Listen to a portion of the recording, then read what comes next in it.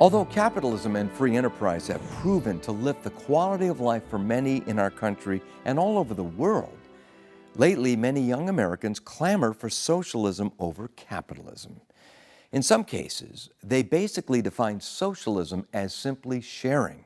Well, I'm all for sharing, but critics note that socialism involves the force of the government. It isn't sharing that is practiced. Instead, it's forcibly confiscating property from one citizen to give to another citizen while charging a hefty administrative fee in the process. Does socialism impact religious liberty, charity, the value of life?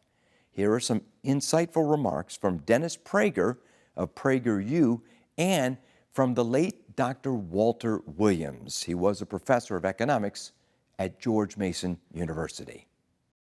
Well, the left understands that their only insurmountable opponent are religious people. The only people to resist communism, not individually. Andrei Sakharov was not religious, and he was a great man and resisted communism. But as a group, the only organized groups to resist totalitarianism have been religious. And that would be, for example, the Jews in the Soviet Union or the Christians in the Soviet Union.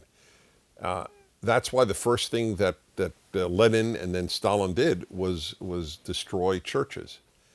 They understand, and the left in the United States understands that too. That's why they loathe Judeo-Christian organizations, and especially Christian, because the Jews are too small to bother. They don't bother with synagogues because they're too small. But churches are big. And that's what they do. At Prager University on the internet, we have 1 billion views a year, 1 billion. It's very, very large. And we put out a video every week. And our videos are on every subject except that we don't obviously have a course on botany. We don't have science courses or math courses, but we have everything else basically. Whatever we put out is attacked. I expect that. But nothing is as attacked as much as our videos defending God. That's to me, that is truly an instructive little fact. That's what they hate the most. Arguments for God's existence, for the need for the 10 Commandments. I have my videos on the 10 Commandments. They have tens of millions of views. And 5 of them are on the restricted list by Google, which owns YouTube. 10 Commandments.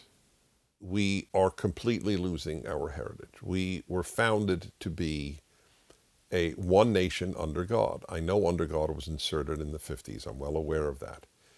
But God was central, whether people like it or not. In God we trust is central to American history.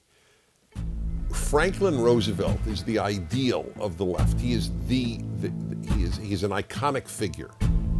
Franklin Roosevelt spoke regularly during World War II about protecting Christian civilization against the Nazis. Can you imagine a president today saying we have to protect Christian civilization? It's inconceivable. I think we're moving in the wrong direction right now. That is, we're moving away from personal liberty. That is, we're seeing more and more control by government. And we're moving in the direction of totalitarianism. And I'm not saying that we're a totalitarian nation yet, but if you ask the question, which way are we headed, tiny steps at a time, are we headed towards more personal liberty or more government control over our lives? It would have to unambiguously be the latter, more government control over our lives. The book that Dennis Prager mentioned is Erasing America, Losing Our Future by Destroying Our Past. The author of that book is James S. Robbins, Ph.D., who has written a lot for USA Today.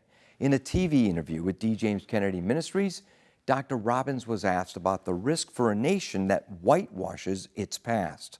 He answered, quote, "Well, the risk is that you will have people who do not understand the basis of what this country was founded on.